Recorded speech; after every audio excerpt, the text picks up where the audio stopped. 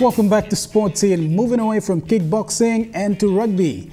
The National Capital District Rugby Union had its grand final on Saturday, where 10 teams came together to battle in 5 divisions. The men's under-20 division saw MBB Marlins defeating Royals. And the big red final saw the Royals scraping off to a winning finish in extra time, forcing MBB Marlins to settle for the second placing. And Southern Chiefs came out victors in their match against Goldie Warriors in the women's grand final. It's outstanding stuff there, while in the A-grade final between MBB Marlins and Goldie Warriors ended in the latter's favor. And the main game carried into the evening, where Defence took home the cup after beating Royals.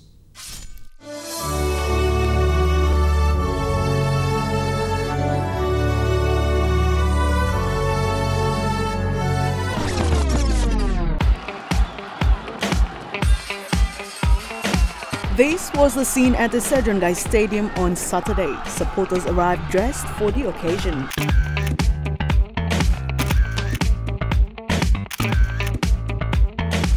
While the other matches during the day attracted a good number of spectators, it was the main game late in the afternoon that had more appeal as the Sergeant Guy's grandstand got packed. Royals and Defence took the field in stunning fashion with some added flair. After a few minutes into the match, it was clear neither side was going to back down easily. As pressure mounted, so did the tempers. And 2 tries each way with 3 Defence penalty kicks later, Defence was gaining lead. They eventually showed the Royals who's boss, slapping a 13-10 scoreline on the scoresheet and claiming the 2018 title.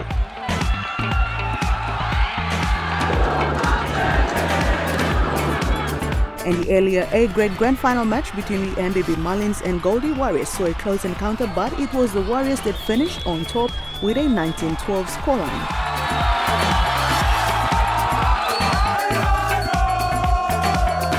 The women, on the other hand, did not have much luck despite putting up a fight that saw them fall flat with the Southern Chiefs at full time.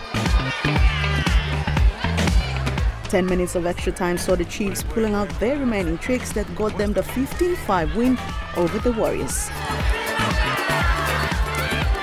Meanwhile, the big red match was tense with 19 minutes, with both sides, the Royals and the MBB Marlins, fighting harder than ever before for a victory. Fresh onto the field, both sides made known there was not going to be an easy win. The first half had its fair share of strong defenses, but that did not allow either to score. 38 minutes in, MBB Marlins' Isaiah Yapali was flashed a yellow card following an illegal tackle he committed.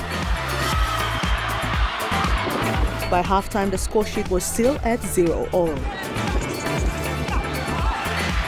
Despite Yapali's 10 minutes benching and the Marlins 1 man down, Royals still could not get past the defense. Yapali joined his side after serving the 10 minutes on the sideline as the MBB Marlins went for a try, which proved difficult. Unfortunately, no side scored till full time.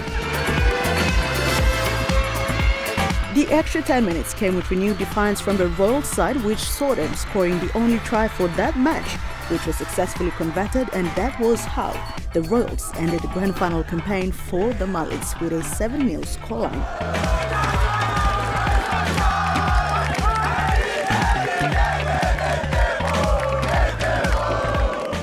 They've been training hard and they deserve the win, obviously. In those last minutes, so very happy. Generally speaking, how was the season for them? It was a bit rough in the beginning. They didn't have a coach until 6 weeks ago, coming second last, and we made it all the way to 5th place and then obviously into the grand final. So I can't say anything more than that. Really proud of the way they played. Yeah, exceptionally played. I mean, look, full credit to Marlins. They're an exceptional team. They held us all the way to the extra time. So full credit, and it's all in the spirit of rugby. It's what it's all about. Without them, we wouldn't be here playing the grand final, and I'm really happy for the boys. Thank you very much. Thank you.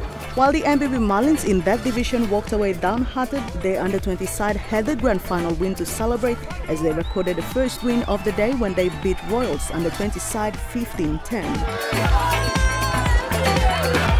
The competition now heads into a week's break before they feature in the NCD Super Fours.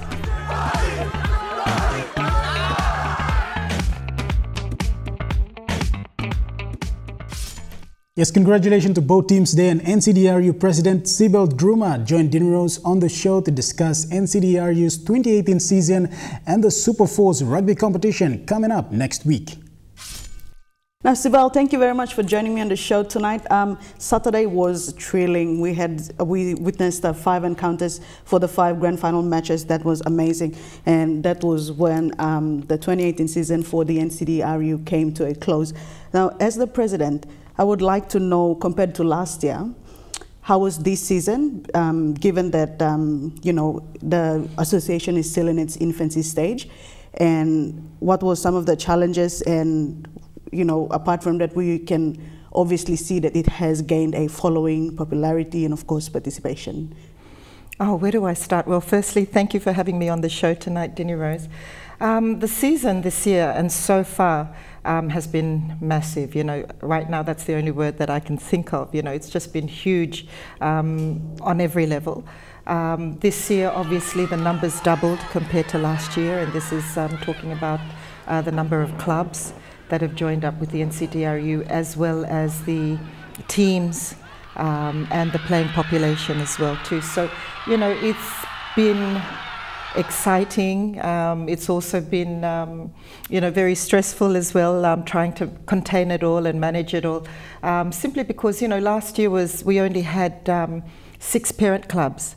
We only had 6 parent clubs and only 3 affiliates at the time because the format was quite new.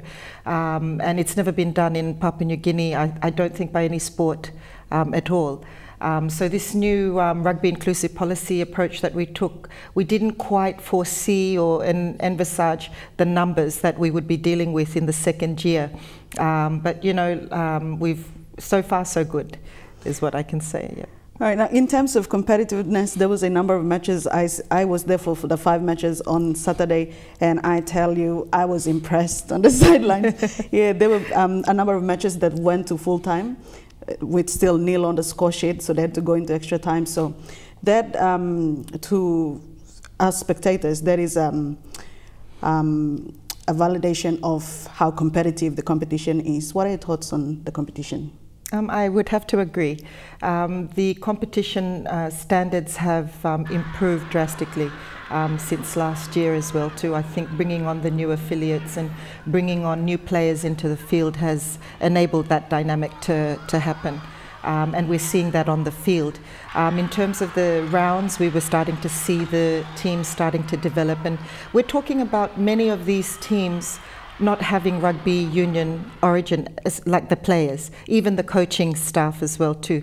We're talking about people and individuals from other codes coming into the rugby union code for the first time this year, and you know, they're all hungry, thirsting for knowledge, how to do this, how to, you know, gain the advantage for their teams. And so it's been, you know, the education and the growing has been phenomenal, considering that it's been done in 3 months. Amazing. And what you saw at the end of the day, the grand final for the 15s season, was true testament to the fact that yes, the level of rugby is definitely growing, especially under NCDRU.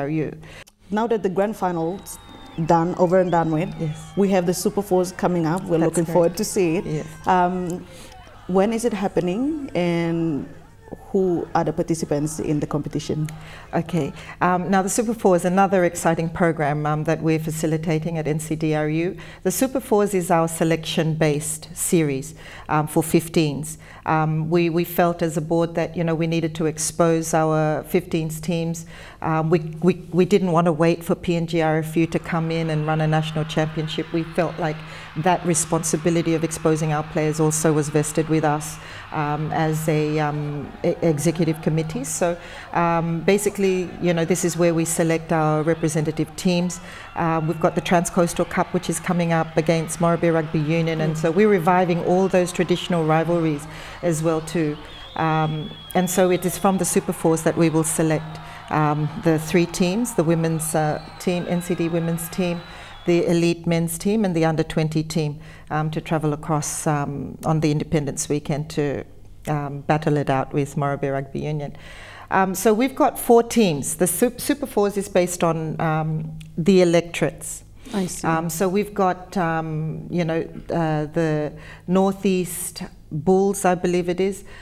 We've got the Moresby South Islanders, and we've got the Moresby Northwest Vikings, and then we've got what is called the Governor's team, and that is the City Rangers. Nice. So those will be the 4 teams, and from there we will have the elite, the women, and the under-20. Yeah. However, this year we will only have 2 women's teams, and so yeah, it should be exciting. Yeah, indeed.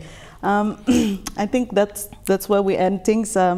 I look forward to see what Super Fours will bring. So thank you very much for joining us on the show. Thank you so much. My pleasure. All right, it's time for another break now, and on the other side we talk cricket. Stick around.